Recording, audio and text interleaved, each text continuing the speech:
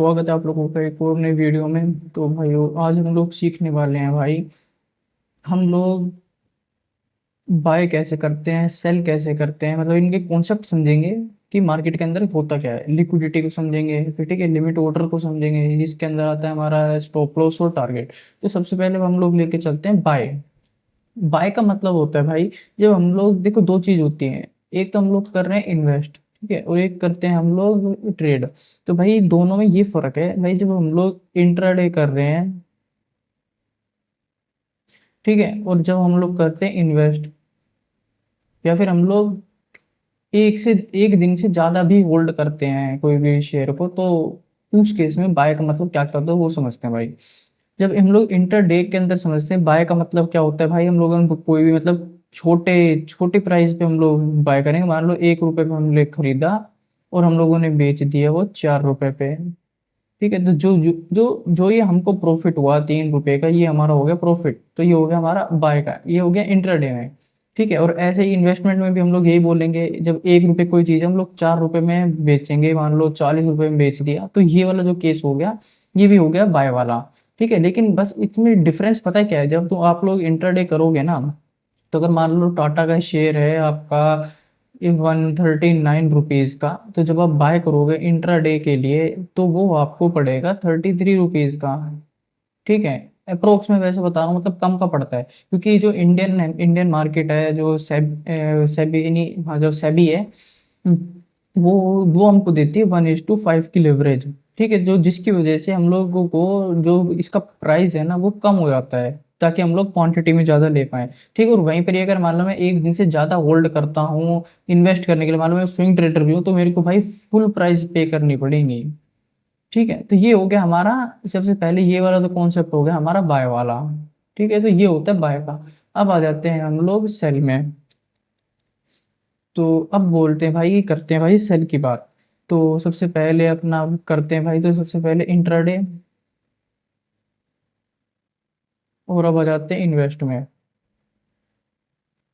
ठीक है। या फिर हम लोग 2 से 3 दिन की भी बात करते हैं, तो वो भी एक और कॉलम बनेगा इसमें। अगर कोई बंदा 2 से 3 दिन, ठीक है, या फिर ये हो गया डेज, या फिर 2 से 3 वीक हो गया। तो अब सबसे पहले इसको समझेंगे भाई, जो इंट्राडे कर रहा है उसका सेल का मतलब क्या है भाई। सेल का मतलब एक, वहां पे ना बाय और सेल लिखा होता है, कई लोग कंफ्यूज होते हैं भाई सेल कैसे करेंगे, भाई हमारे पास तो कुछ है ही नहीं। तो भाई ये क्या होता है, अगर कोई इंट्राडे सेल कर रहा है तो हम लोगों की ये, मतलब इन्वेस्टमेंट में तो भाई बहुत कम लोग, पहले चलो इंडिया के को पकड़ते हैं, फिर उसके बाद मैं आगे एक्सप्लेन करूंगा। तो सेल का मतलब होता है भाई कि मैं एक तरह से उधार ले रहा हूँ भाई, ठीक है, सिर्फ कब के लिए, आज के लिए। इंट्राडे मतलब एक दिन में मैं वापस कर दूंगा भाई तेरे को तेरी चीज, ठीक है, लेके मेरे को उधार दे दे, ठीक है। तो जो भी कुछ है तो हम लोग सेल करेंगे सबसे पहले। तो जैसे ही इस सेल करेंगे, सेल का मतलब होता है मार्केट, हम लोग कब सेल करते हैं, तो सेल कर रहे हैं हम लोग जब हमको लग रहा है कि मार्केट पीक पे पहुंच चुकी है और यहाँ से हम नीचे गिरेगी, डाउनफॉल करेगी, तो तब हम लोग सेल सेल बाय करते हैं। कि मतलब मैंने अपनी लगाई, तो यहाँ से आज मार्केट नीचे गिरेगी, इस पॉइंट तक आएगी, मतलब अभी रेट चल रहा है 10 रुपए और गिर के वो 1 रुपए हो जाएगा, तो जो ये डिफरेंस है ये हमको प्रॉफिट के रूप में मिल जाएगा, ठीक है। और ऐसे इन्वेस्टमेंट में यार हम लोग सेल के ऊपर नहीं लगाते, क्यों, है ही नहीं भाई ऑप्शन हमको, इतना लॉन्ग टर्म के लिए कौन हमको अपने पैसे देगा भाई, कौन अपने शेयर्स देगा, उधारी एक तरह से मान लो। तो अगर मैं सिंपल लैंग्वेज में बात करूँ तो इन्वेस्टमेंट हमेशा लगती है भाई, छोटे अमाउंट पे इन्वेस्टमेंट लगाओ और बड़े उस पे लेके निकाल लो। मान लो मैं 10 रुपए यहाँ पे लगा रहा हूँ तो मेरे को 100 रुपए मिले, तो ये भाई उल्टा नहीं चलता, बहुत बहुत रेयर केस, ठीक है। और ऐसे जब 2 से 3 दिन की हम करते हैं, उसमें भी लोग प्रेफर करते हैं कि मार्केट ऊपर ही जाए। स्विंग ट्रेडर्स हमेशा सारे के सारे किसके लिए लगाते हैं, बाय के लिए लगाते हैं, सेल के लिए नहीं लगाते, क्योंकि भाई 2 से 3 हफ्ते का यार टाइम बहुत बड़ा होता है, इतनी मार्केट नीचे गिरती नहीं है, बहुत कम रेयर चांसेस होते हैं कि नीचे गिरे। और लेकिन हमारे पास फिर ऑप्शन भी नहीं होता ना सेल करने का, हमको इंट्राडे में निकालना ही पड़ता है। तो सेल भाई हमेशा इंट्राडे में ही मिलता है लगभग ज्यादातर, ठीक है। तो अब भाई ये हो गया हमारा बाय और सेल का कॉन्सेप्ट, ठीक है। अब फिर आ जाते हैं हम लोग लिक्विडिटी पे, कि लिक्विडिटी होती क्या है भाई। सबसे मेन चीज है, जैसे लिक्विड है भाई, लिक्विड बताया गया है इसमें, ठीक है। एक मान लो अगर हम लोग नॉर्मल सी भाषा में बात करें, तो मैं कितनी जल्दी जो मेरे पास ये सेब है, मैं इनको कितनी जल्दी मनी में कन्वर्ट कर पा रहा हूँ, ठीक है? इसको बोलते हैं लिक्विडिटी, ठीक है? तो अगर मान लो मार्केट में कोई, मैं तो हो गया सेलर, अगर कोई बायर ही नहीं है तो मैं इसको बेचूंगा कैसे? मैं इनको बेचूंगा कैसे? चाहे मैं 1 रुपए का रख दूं अपना, ठीक है, 1 रुपए का मेरा सेब है, कोई बायर ही नहीं है तो मैं बेच ही नहीं पाऊंगा ना।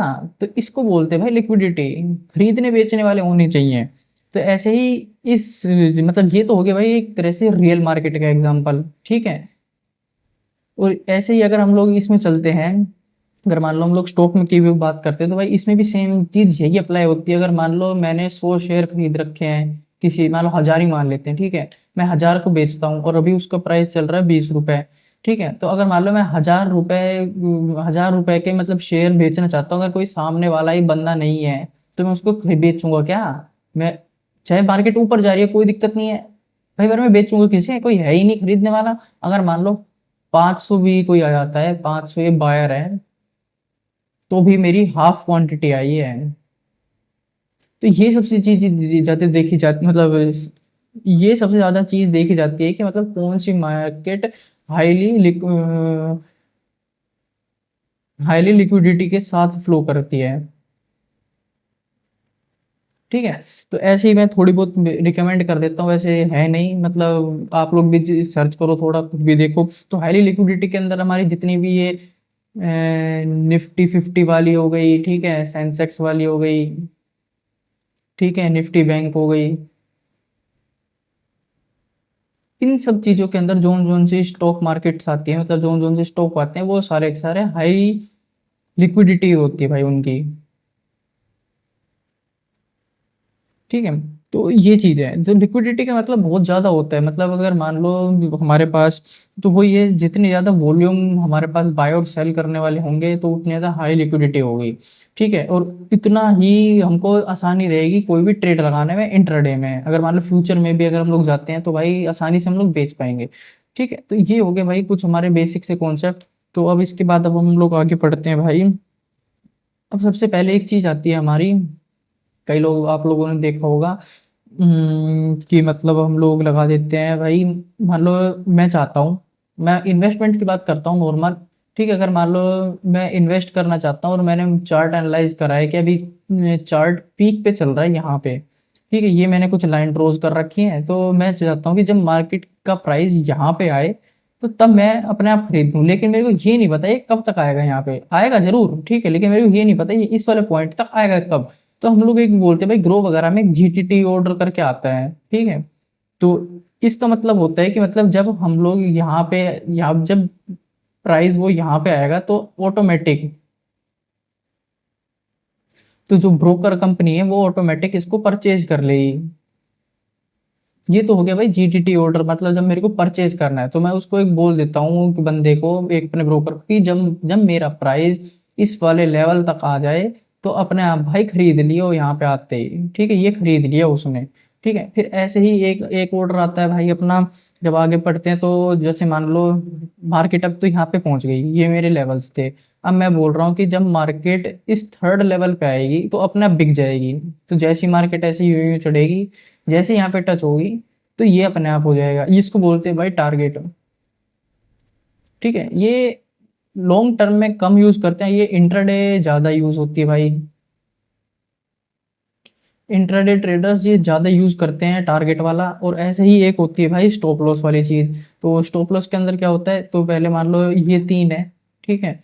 मार्केट ऐसे कैंडल्स बना रही होती है, ठीक है, एक कैंडल बनी, दूसरी कैंडल बनी, ठीक है, फिर ऐसे ही तीसरी कैंडल बनी।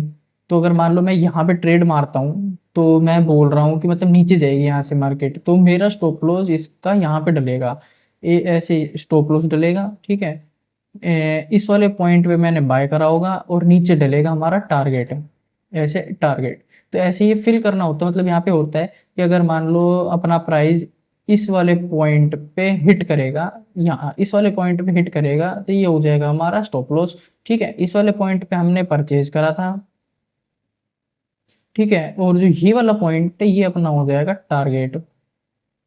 तो ये वाली चीजें भाई इंट्राडे ट्रेडिंग में बहुत ज्यादा इंपॉर्टेंट है। इंट्राडे में ये बहुत ज्यादा इंपॉर्टेंट है। ठीक है, तो ये वाली चीज सारी चीजें आती हैं, जो ये टारगेट हो गया, जीटीटी हो गया, ये इंटरडे में कब इसको क्या बोलते हैं भाई, इसको लोगों को हम लोग बोलते हैं रिस्क मैनेजमेंट।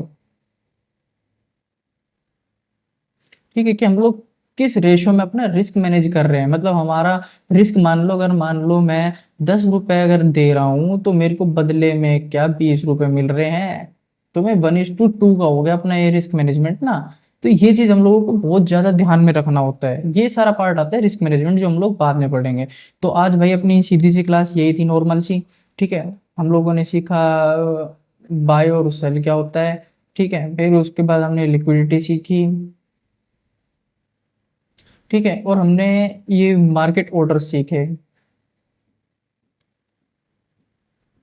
ठीक है, जिसके अंदर हम लोगों ने सीखा कि मतलब एसएल क्या होता है, टारगेट क्या होता है। ठीक है, और उसके बाद हम लोग अगर मान लो मार्केट नीचे गिर रही है तो एक जीटीटी ऑर्डर देता है, ग्रो ग्रो जैसा प्लेटफॉर्म। तो वो क्या चीज़ है। तो अभी मैं आप लोगों को स्क्रीन पे लेके चलता हूँ भाई, हम लोगों का मेन फोकस रहेगा ये वाला। अगर आप लोग बाद में बोलोगे कि भाई मेरे को ये भी दिखाना है, तो मैं ये भी आप लोगों को दिखाऊंगा, लेकिन मेरा मेन फोकस है भाई इसके ऊपर। तो भी मैं आप लोगों को एसएल और टीपी लगाना सिखाता हूँ। देखो, अब मैं लाइव चार्ट पे लेके जाता हूँ बाबा आप लोगों को। तो ये देख, ये रहा अपना। तो अब इसमें हम लोग मान लो, मैं बोल रहा हूँ इस वाले पॉइंट से अब मार्केट नीचे जाएगी, यहाँ से नीचे जाएगी मार्केट। ठीक है, तो मैंने यहाँ पे एक पॉइंट रखा। ठीक है, ये हो गया जो ग्रीन वाला पार्ट है, ये हो गया हमारा कहाँ तक मार्केट नीचे जाएगी, तो ये हो गया अपना टारगेट। मैं बोलता हूँ भाई इस वाले पॉइंट तक जाएगी, यहाँ तक जाएगी भाई नीचे, क्योंकि मेरे को यहाँ पे दिख रहा है भाई नीचे गिरने की कोशिश करी थी लेकिन यहाँ से गिर नहीं पाई। ठीक है, और ऐसे ही स्टॉप लॉस हमारा रहेगा इस वाले जो विग दिख रही है आप लोगों को इसके ऊपर। तो इस तरीके से लगाया जाता है भाई अपना स्टॉप लॉस और टारगेट। अब हम लोगों को ये मैनेज करना है इसके हिसाब से कि अपना इसका रेशो क्या है।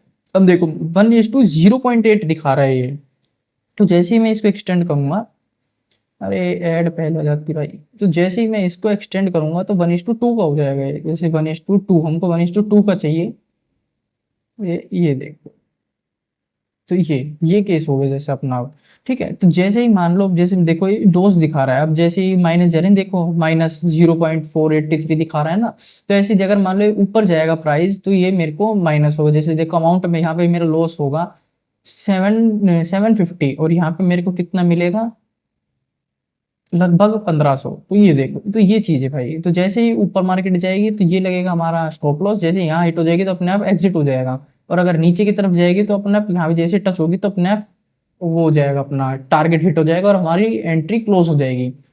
तो ये दोनों चीजें बहुत ज्यादा जरूरी है भाई। अगर मान लो आप लोगों ने यहाँ पे लगा रखा, आपको एकदम से कोई काम आ गया अचानक, भाई आपको जाना पड़ रहा है, आप स्क्रीन भी नहीं बैठ सकते, या एकदम से कई बार ऐसा होता है, देखो मैं आप लोगों को दिखाता हूँ, ये बहुत बड़ी कैंडल बन जाती है भाई एकदम से, मतलब इतने ज्यादा आप लोग हैरान परेशान हो जाओगे। ये देखो, ये एकदम से मान लो ऐसी कैंडल बन जाती है। आप लोगों ने यहाँ पे नीचे गिरने का लगा रखा था कि भाई मार्केट यहाँ से फॉल होगी, लेकिन एकदम से क्या कोई न्यूज आ गई, कोई अच्छा इवेंट आ गया जिसकी वजह से एकदम से उसने पुश करा। तो ये देखो, इतनी बड़ा लॉस हो गया। अगर मान लो किसी ने यहाँ पे स्टॉप लॉस ना लगा रखा होता तो भाई उसका तो पूरा पूरा काउंट गया। देख रहे हो, इतना बड़ा बहुत बड़ा मूव था भाई ये। तो स्टॉप लॉस बहुत ज्यादा जरूरी है। जैसे मान लो इसी केस में मान लो यहाँ पे किसी ने मान लो एक लगा रखा हो कि भाई यहाँ से तो अब नीचे गिरेगी मार्केट, दिख रहा है दिख रहा है दिख रहा है, लेकिन एकदम से कोई अच्छी न्यूज है, एकदम से डबल कैंडल ने पीक मार दिया ऊपर, गया पूरा पूरा काउंट। तो भाई ये चीजें नहीं करनी। स्टॉप लॉस होना इंट्राडे के लिए बहुत ज्यादा जरूरी है। और वहीं बात करें अगर इन्वेस्टमेंट की, तो इन्वेस्टमेंट पे हम लोग क्या करेंगे भाई, तो सबसे पहले हम लोग 4 घंटे वाला बड़ा वो खोलेंगे। ठीक है, तो सबसे पहले इसको छोटा करेंगे। तो हमारा सबसे बेस्ट टाइम पीरियड कहाँ रहेगा, अभी यहाँ पे बहुत बढ़िया अच्छा टाइम पीरियड, तो ये वाली कैंडल, तो हम लोग यहाँ पे बाय डाल के छोड़ देंगे। तो देखो मार्केट बहुत ज्यादा ऊपर गई है। तो ये चीज है, ये हो गई इन्वेस्टमेंट के लिए। इन्वेस्टमेंट के लिए ना ही टारगेट डलता ना ही वो डलता स्टॉप लॉस, हम लोग बस इन्वेस्ट करके फुल अमाउंट दे के उसको छोड़ देते हैं, भूल जाते हैं सालों साल के लिए। तो ये हो जाती है भाई इन्वेस्टमेंट के लिए। तो आज के लिए भाइयों बस इतना ही था। तो मिलते हैं भाइयों अगले उसमें, ठीक है, क्लास में। तो अगला कॉन्सेप्ट हम लोग देखते हैं भाई क्या करेंगे, अगली कॉन्सेप्ट आप लोगों को मिलता है भाई ट्यूसडे को आएगी भाई नई वीडियो। ठीक है, तो चलो देखते हैं भाई क्या कुछ होता है। कोशिश रहेगी कि भाई कि मतलब मैं आपको इंडिकेटर वगैरह के बारे में थोड़ा समझाऊँ, ईएमए वगैरह ना क्या कुछ होता है, थोड़ा थोड़ा थोड़ा बेसिक समझाएंगे, फिर आगे बाद में बात करेंगे। ठीक है, तो चलो आज के लिए बस इतना ही। Okay, bye bye, thank